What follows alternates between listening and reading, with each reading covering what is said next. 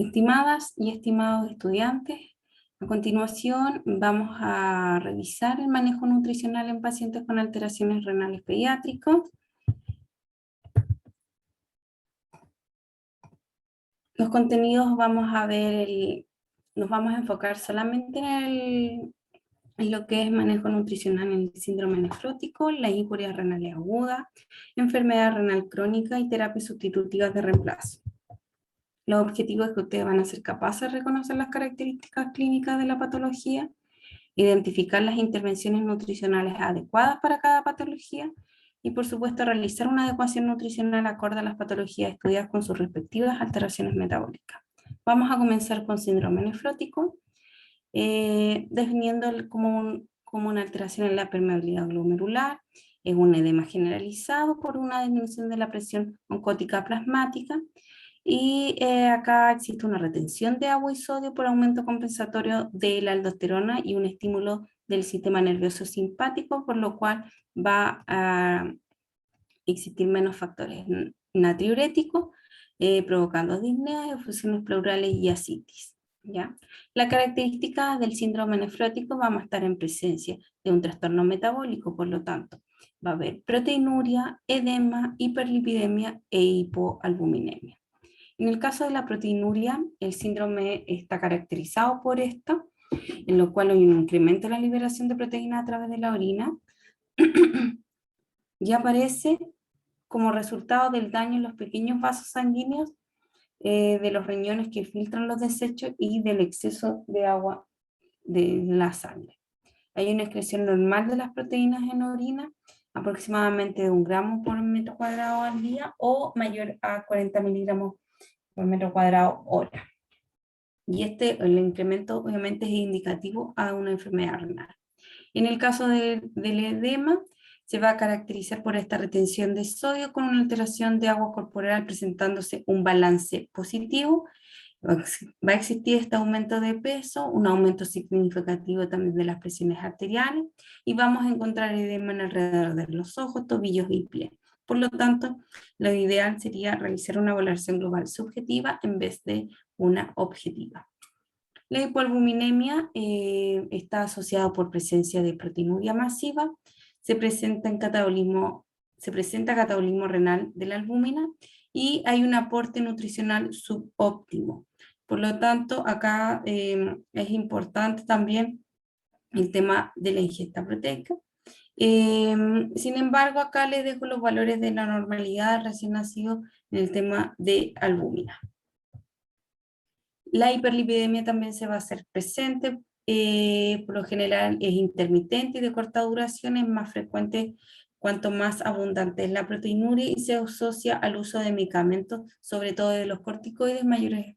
Este uso tiene que ser un uso prolongado mayor de 3 meses. Y en este cuadro ustedes pueden ver el perfil lipídico normal en niños. Lo pueden revisar a continuación. Esta hiperlipidemia se da por una disminución de la presión oncótica, existe un aumento de la síntesis de proteína de muy baja densidad y también una síntesis de albúmina.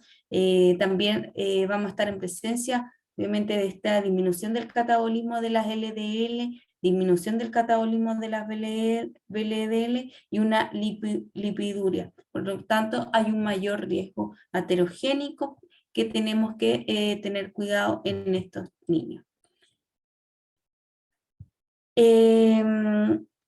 Las consideraciones adicionales que se tienen que tener para esta enfermedad es que es de difícil manejo clínico debido a las complicaciones relacionadas con la proteinuria, el estado nefrótico y el tratamiento de inmunosupresores que va a conducir a una alteración en el crecimiento y una predisposición, ¿cierto?, a la desnutrición, además de edemas, infecciones e hiperlipidemias, como dije anteriormente, acompañado de hipertensión, anemia e insulinoresistencia.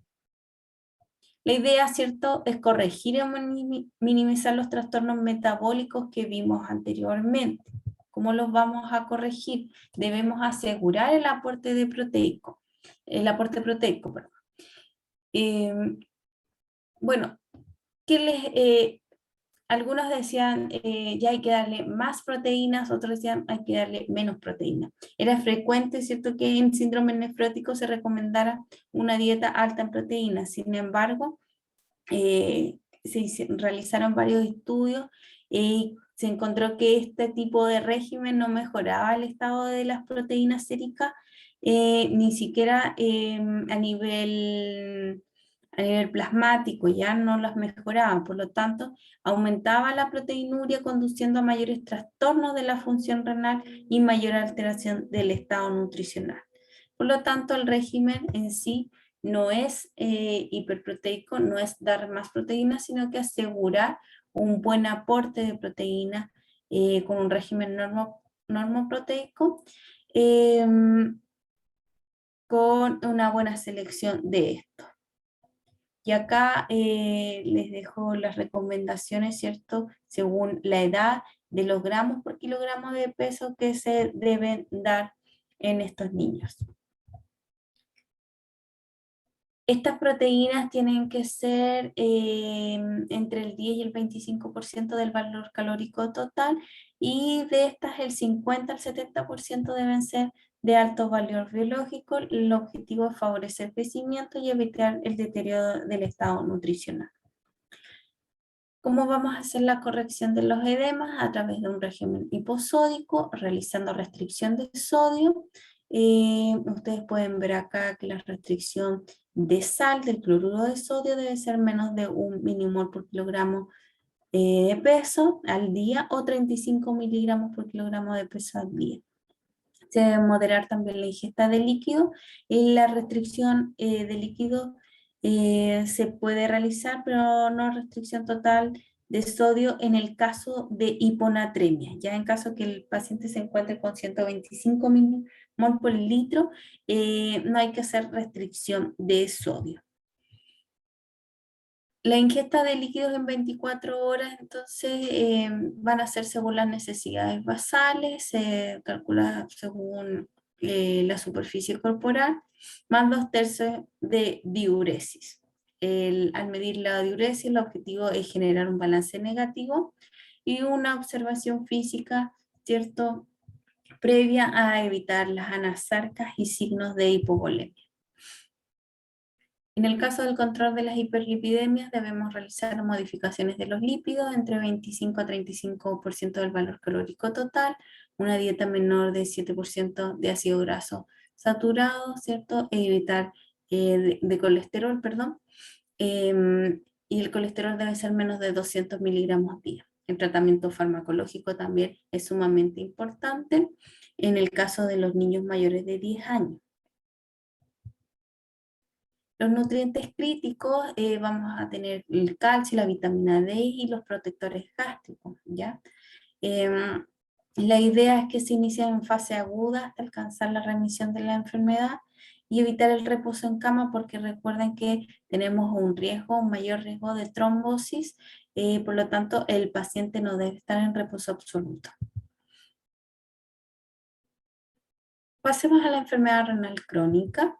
Las consideraciones para el manejo nutricional, recuerden que estos pacientes cursan con anorexia, hiporexia, ya secundaria por la acumulación de desecho nitrogenado, y el 73% de los niños está con reflujo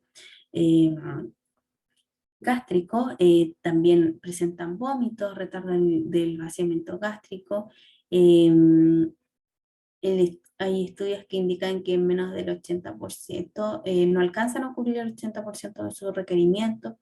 Hay una malnutrición, retardo de crecimiento, como lo hablamos anteriormente en la primera clase, metabolismos anormales de macronutrientes y mayor riesgo de morbimortalidad.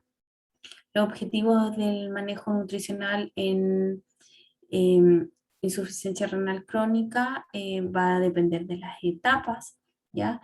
Y entre la etapa 2 y 4 retardar la producción del deterioro renal, y en todas las etapas en sí en mantener un estado nutricional adecuado.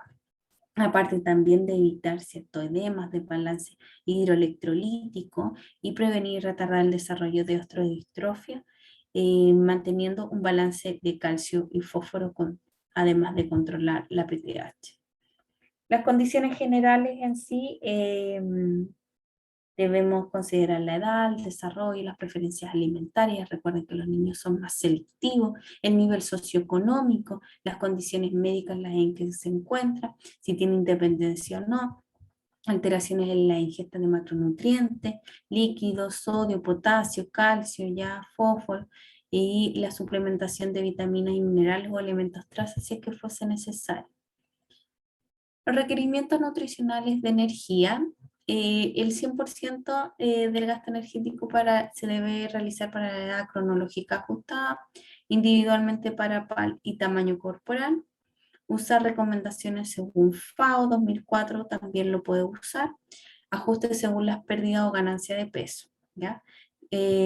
Considerar suplementos nutricionales orales cuando el niño no alcanza a cubrir sus requerimientos nutricionales. Y si no alcanza a cubrir, a pesar de la suplementación, se debe considerar una nutrición entera. Además, recordar que en estos niños el crecimiento, la alteración de la talla es muy frecuente, por lo tanto, la talla baja se va a considerar menos de 1.8 desviaciones estándar, menor a 1.8 desviaciones estándar, y para estimar los requerimientos debemos utilizar eh, edad talla. Y el exceso de peso, debemos calcular requerimientos según FAO para peso ajustado solamente en caso de estado nutricional de obesidad. Acá vuelvo a reiterar el tema de usar la edad para la talla solamente para los requerimientos. Y después lo vamos a explicar en un caso clínico al finalizar. Ahí tienen el peso ajustado, que es idéntico al del adulto. Bueno, aquí ustedes pueden encontrar los requerimientos de energía en niños según el nivel de actividad física que tiene el paciente. ¿Ya? Y ahí se consideran sedentarios, ¿cierto? Está la clasificación de cuáles son la actividad física que es sedentaria, baja actividad, activo y muy activo. Y cuáles son los factores que se pueden utilizar para cada uno, si es que van a utilizar, por ejemplo, la fórmula de Scofield. La distribución de la macromolécula según grupo etario va a depender de la edad del paciente, ¿ya? Y los macronutrientes van a ser muy similar a los de de un pediátrico sin patología. Sin embargo, las proteínas van a cambiar y todo va a depender de las características clínicas que presente cada paciente. Recuerden que cada paciente es un ser individual y que tienen que estar sus requerimientos acorde a las características clínicas actuales. ¿Qué nos dice la evidencia según las proteínas? Que no existe beneficio al restringir las proteínas dietarias en niños en etapa entre 2 y 5. La ingesta deben asegurar la ingesta sí o sí del 100% y mantener ciertos niveles de albúmina mayores a 3.5. En etapa 3 se recomienda dar entre 100 y 140% de las IDR y en etapa 4 dar entre 100 y 120% de estas mismas. Ya en la etapa 5 solamente dar el 100% y sumarle las pérdidas que tenga. Entonces las recomendaciones de proteínas en enfermedad renal crónica entre las etapas 3 y 5 van a depender de la edad. Aquí ustedes pueden ver las DRI, lo que nos indica para pacientes o para pacientes pediátricos, si bien digo, para pacientes pediátricos sin patología. Y si se dan cuenta, como dije anteriormente, en la etapa 3 damos hasta el 40% más, ¿ya? Y ya en la etapa 4 a 5, máximo entre el 20, incluso el 100, pero nunca menos, ¿ya? Como si se hacen las restricciones, por ejemplo, en adultos. Y acá, en el caso de que quieran sumarle también las pérdidas proteicas, se considera entre 0,15 a 0,3 gramos por kilogramo de peso día. Entonces, la idea es incrementar en proteinuria, ¿cierto? Y recuperarla, obviamente. En obesos se debe estimar siempre con peso ajustado y en niños con talla baja debemos usar los aportes siempre correspondientes a la edad talla. Recordando que también la relación fósforo o proteína fósforo es muy importante, por lo cual recordar que 1 gramo de proteína me aporta aproximadamente 15 miligramos de fósforo. Y ustedes pueden ver acá que la razón, las claras, por ejemplo, tienen una relación igual, ¿cierto? A 1, las carnes ya a 6 y así van aumentando un poquito más la relación. Los lípidos también va a depender de la edad, ¿sí? Y también recuerden que si están con la leche materna o fórmulas lácteas, también se les puede considerar valores calóricos totales diferentes para cada ingesta alimentaria. El colesterol se debe entregar 100 miligramos por 1000 calorías.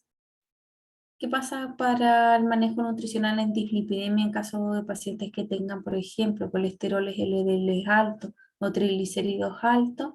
Ya en energía, restringir en exceso el exceso de peso, ¿cierto? O un balance energético positivo, dar omega 3, ojalá unos 3 gramos al día, restringir carbohidratos, sobre todo complejos, ¿ya? Y entregar un buen aporte de fibra. En el caso de que tengan colesterol LDL alto, debo tener cuidado con las grasas dietarias, el colesterol y eliminar los ácidos grasos trans y cuantificar los ácidos grasos saturados, ¿ya? La suplementación de los PUFA, ojalá para hipertrigliceridemia entre 2 y 3 gramos. En el caso de hipercolesterolemia puedo entregar entre 2 a 3 gramos de fitoesteroles.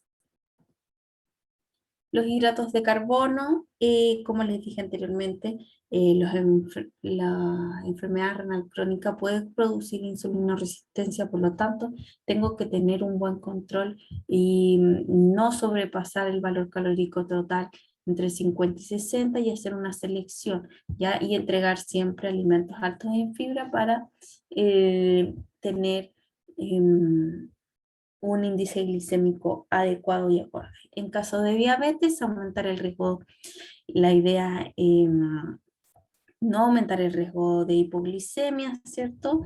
Y realizar una buena distribución en tiempos de comida, también que esté acorde al tratamiento farmacológico y realizar un monitoreo a las glicemias capilares, por ejemplo.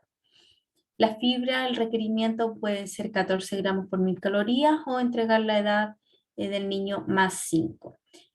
Según el estadio también, entre el primer al tercer estadio de 3A, en más del 50% en base a fuente de alimentos vegetales. Recuerda que es importante también entregar esto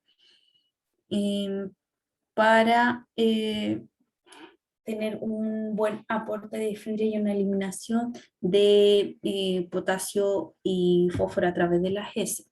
Una dieta baja en fibra produce alteraciones en la flora intestinal, aumenta la carga ácida y promueve la constipación. En cambio, las dietas altas en fibra disminuyen el riesgo de inflamación, de mortalidad en enfermedad renal crónica, reduce los niveles de urea, de creatinina y contribuye con aumentar la excreción fecal del fósforo. En tanto las vitaminas y elementos traza se debe entregar según las DRI y suplementar solo en caso que los alimentos no cubran las recomendaciones. En el caso de que estén las homocisteínas elevadas, puedo aportar ácido fólico entre 2,5 a 5 miligramos al día.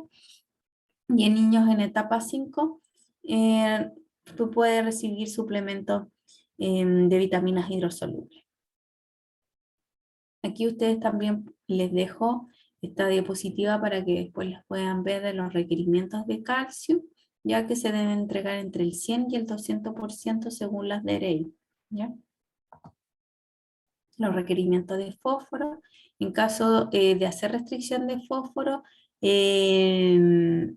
cuando el fósforo esté alto, en etapas 2 a 5 con o sin diálisis puedo entregar el 100% de las DRI y con PTH alta el 80% de las DRI.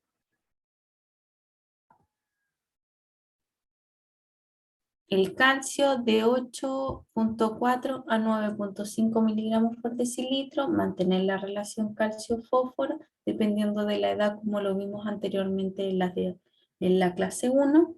La PTH ojalá intacta, según edad, desequilibrio, evitar el hiperparatiroidismo y la esteodistrofia renal. Esto es sumamente importante, el origen y absorción del fósforo, ya que tenemos fósforo de origen vegetal, animal y alimentos procesados. Los vegetales son los orgánicos y se absorben entre el 30 y el 50%, generalmente vienen de los vegetales, versus el fósforo de origen animal, que es más orgánico y se absorbe entre el 50 y el 70%. Sin embargo, los alimentos procesados tienen solamente fósforo inorgánico y se absorben el 100%. Es por eso que se debe privilegiar el aporte de fósforo orgánico versus el inorgánico. ¿Cuáles son las técnicas para disminuir el aumento de fósforo sanguíneo? Primero, restricción de fósforo en dieta, sobre todo de fósforo inorgánico. Realizar desmineralización de los alimentos, por ejemplo, el remojo en 1 hora en agua fría de ciertos alimentos y la doble cocción ayuda a bajar los niveles de fósforo del alimento en sí, y el uso de quelantes, carbonato de calcio o acetato de calcio. Aquí ustedes pueden ver los carbonatos de calcio, acetato de calcio, sevelamer, ¿ya? Y el citrato férrico. Los que más se utilizan son estos, ¿ya? Y el que tiene mayor, digamos, capacidad de quelación es el acetato de calcio, también ustedes lo pueden encontrar como foslo. Las recomendaciones de intervalos de monitoreo de calcio y fósforo, ustedes van a ver según la etapa, ¿ya? Que están, perdón, anual, ¿cierto? Nivel estérico de calcio y fósforo según las CADOC y las CADIGO. La idea es que se vayan evaluando anualmente o cada 6 meses o cada 3 meses, ¿ya? Va a depender de la fuente en la cual yo me guíe. Sin embargo, en la práctica, la PTH se mide cada 3 meses. Los requerimientos de vitamina D, ustedes también acá lo pueden ver, ¿sí? Estos requerimientos también van a ser diferentes según la PTH si está elevada o no. Ya la suplementación con PTH elevada y vitamina D normal, la idea es que se suplementen un 30 nanogramos por milímetro, y las DRI nos indican que para prevenir el déficit aproximadamente de 200 se debe realizar una suplementación de 200 unidades internacionales, y para el mantenimiento entre 200 y 1000 unidades internacionales. También la idea es que para menores de 1 año se den 1000 unidades internacionales y mayores de un año 2000 unidades internacionales.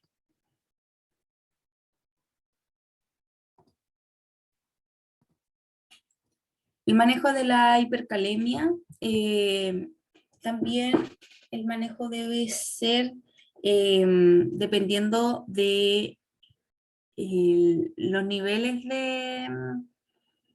de potasio sanguíneo, ¿ya? Y estos deben ser a través de suspensión de ciertos alimentos que son altos en potasio, ¿ya?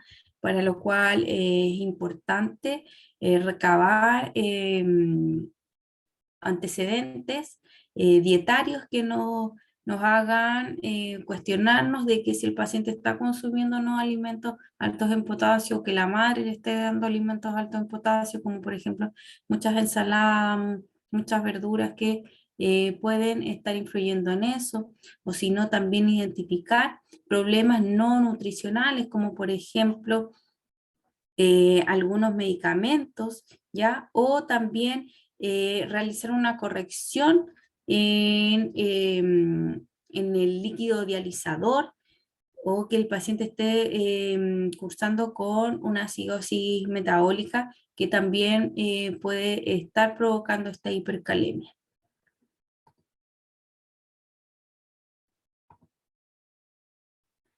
Para el caso de las recomendaciones de líquido, en poliuria se recomienda suplementar con agua y sodio. En oliguria y anuria, ahí se recomienda realizar la restricción de líquido, ¿ya? ¿Cómo, cómo calculo las recomendaciones de líquido? Las calculo con 400 ml minutos día más la diuresis, ¿ya? Y ustedes acá pueden ver las diuresis, los valores normales que va entre 1 a 5 ml por kilogramo de peso hora, en poliuria mayor a 5, oliguria menor a 1 ml por kilogramo hora, y en anuria ya va a ser menor a 0,5, ¿ya? La superficie corporal la saco solamente en oliguria y anuria, ¿ya? Si el paciente está así, yo calculo la superficie corporal, la multiplico por 400 y le sumo la diuresis que tenga el paciente. El sodio según la presión arterial, también en poliuria y peritoneodiálisis aumentar el aporte a 5 millimol. La hipertensión, en hipertensión puedo entregar entre 1500 a 2400 miligramos día de sal, perdón, de sodio, o de 2,3 a 4,6 miligramos de sal. La idea es limitar la ingesta de alimentos altos en sodio, ya que esto así disminuye la inflamación y reducir el total de los fluidos corporales. Vemos que la terapia de reemplazo renal, como en hemodiálisis y peritoneodiálisis, los requerimientos de energía en sí van a ser igual que en enfermedad renal crónica. Las recomendaciones totales van a incluir la energía derivada de la absorción de dextrosa, ¿ya? Que van a ser 3,4 kilocalorías por gramo. La dextrosa, bueno, les puse esto porque hay que recordar que la dextrosa en baños, en diferentes concentraciones de los baños, van a aportar diferentes gramos de glucosa por litro, ¿ya? Y acá hay un promedio aproximadamente de la absorción según estado nutricional, que puede variar entre el 25 al 30% de absorción. Los requerimientos de energía en el caso de los niños que estén con déficit de peso, no se van a restringir la dextrosa. Eso es algo muy importante. Y los que estén con talla baja, recuerden que vamos a estimar los requerimientos según la talla edad. Aquí ustedes, bueno, acá les coloqué el cálculo de la dextrosa absorbida, y recordar que 1 gramo de glucosa son 4 calorías. Los requerimientos de proteína, la diálisis se asocia a un mayor catabolismo proteico, hay una mayor pérdida. Recuerden que en hemodiálisis se pierde aproximadamente entre 10 y 13 gramos y en peritoneo se pierde entre 5 y 15 gramos de aminoácidos o proteína. El balance aquí nitrogenado debe ser positivo y los valores de normalidad de la albúmina deben ser entre 0,5. Y esto, como ya lo habíamos dicho, enfermedad renal crónica se debe aumentar a máximo el 40 o el 20% según la etapa, pero ya en la etapa más avanzada puedo entregar el 100% de las DRI más las pérdidas, que las puedo asumir según el dializador. Entonces aquí ustedes pueden ver los gramos por kilogramo de peso que nos recomienda la DRI, lo que nos recomienda en caso de peritoneo, de hemodiálisis, perdón, y lo que nos recomiendan en caso de peritoneo diálisis, sumando las pérdidas correspondientes, ¿ya? La ingesta de proteínas se correlaciona inversamente con la densidad mineral ósea, contenido mineral óseo, masa libre de grasa y niveles de bicarbonato. ¿Ya? Es por ende que todo el aporte de proteína me va a corregir varias alteraciones óseo-metabólicas, ¿ya? Y del medio interno también para evitar, ¿cierto?, un retraso en la talla y alteraciones en el estado nutricional. Las recomendaciones de proteínas según estado nutricional de obesidad van a variar en obesidad y en talla, como les dije anteriormente. La distribución de los macronutrientes van a seguir igual que para pacientes eh, sin patología renal. Es importante también saber del contenido de omega 3 de los pescados. Acá ustedes pueden revisar después cuáles son los pescados que me aportan mayor cantidad de omega 3. Dentro de eso podemos observar que la trucha me aporta mayor contenido de omega 3, perdón, el jurel, después viene la trucha como segundo lugar y el atún en aceite. Los contenidos de omega 3 también en los suplementos, acá están el nombre de los productos, la cantidad de envase, de EPA, DHA, el precio y la marca, ¿ya? 3 gramos de omega 3 aproximadamente me van a aportar 120 gramos de jurel, 150 gramos de salmón, 300 gramos de trucha, 4 cápsulas de triple de esta marca, 6 cápsulas de esta marca y así sucesivamente. Recuerden que 3 gramos de omega 3 es lo recomendable en caso de aumento de triglicéridos. ¿Qué pasa para peritoneo diálisis? Hay que suplementar con agua y sodio. En fase de oliguria o anuria hay que hacer la restricción de líquidos. ¿Y cómo hago el cálculo? En peritoneo diálisis calculo los 400 ml, lo multiplico por la superficie corporal, le sumo la diuresis y la ultrafiltración. En caso de hemodiálisis, que todo esto nos va a dar, ¿cierto?, lo vamos a saber al momento de entrevistar al paciente y si está en la ficha clínica. Y la hemodiálisis también puedo dar el 400 ml por la superficie corporal más la diuresis. Las vitaminas y minerales exactamente igual a lo que vimos anteriormente, respetando el 100% de las DRI. También podemos encontrar déficit de vitaminas y minerales como la B1, la vitamina C, el zinc y el selenio, que afectan necesariamente al crecimiento, desarrollo del niño. Ustedes después lo pueden ver y pueden analizar, ¿cierto?, que cada una de estas vitaminas va a tener una relación directa en el estado nutricional y en factores de riesgo posibles que puedan existir, ¿cierto? Si es que no se consumen o no se llegan a cumplir con sus requerimientos. En hemodiálisis, entonces, la vitamina C se ha documentado como una complicación tanto en este tipo de terapia sustitutiva, ¿ya? Y es una molécula que es altamente dializable. Generalmente las vitaminas hidrosolubles tienden a perderse con mayor facilidad en el dializador. En el caso de la peritoneodiálisis, aquí tenemos una mayor pérdida de la piridoxina, de la vitamina B6 y el ácido fólico, ¿ya?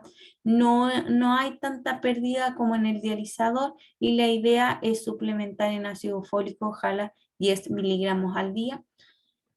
Y acá les dejé también los rangos aceptables de la PTH, ¿ya? Y los rangos de calcio y fósforo tienen que ser igual como lo vimos anteriormente. Aquí ustedes pueden ver los niveles de PTH que debe tener en etapa 5.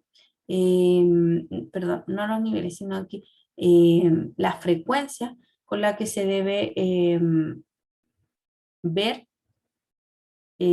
observar, monitorizar la PTH según las distintas referencias.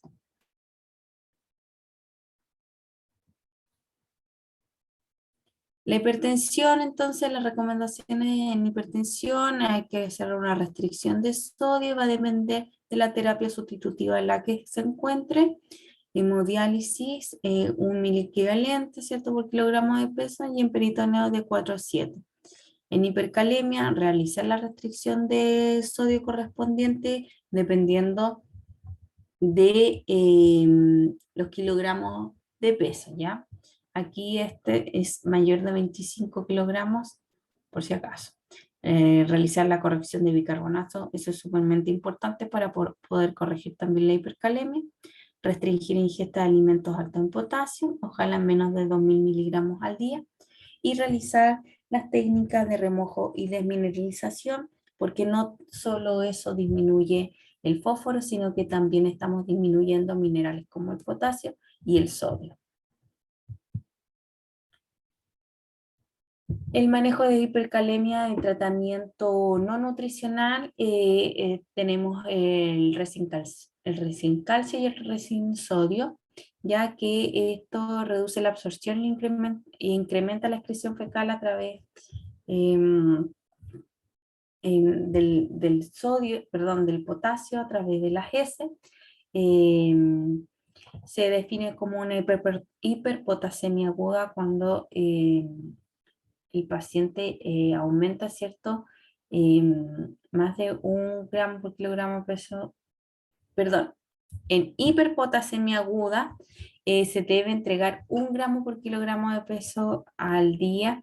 Se debe dividir, debe fraccionar en 3 a 4 dosis y entregar 15 gramos de 3 a 4 veces al día, lo máximo.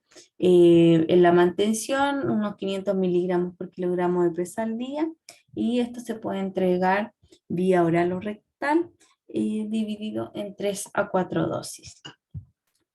Realizar la acidosis, la corrección de acidosis, aumentando las dosis de diálisis y aumentando las concentraciones de bicarbonato en baño, ¿ya? O también entregando bicarbonato vía oral, por lo menos unos 2 gramos al día.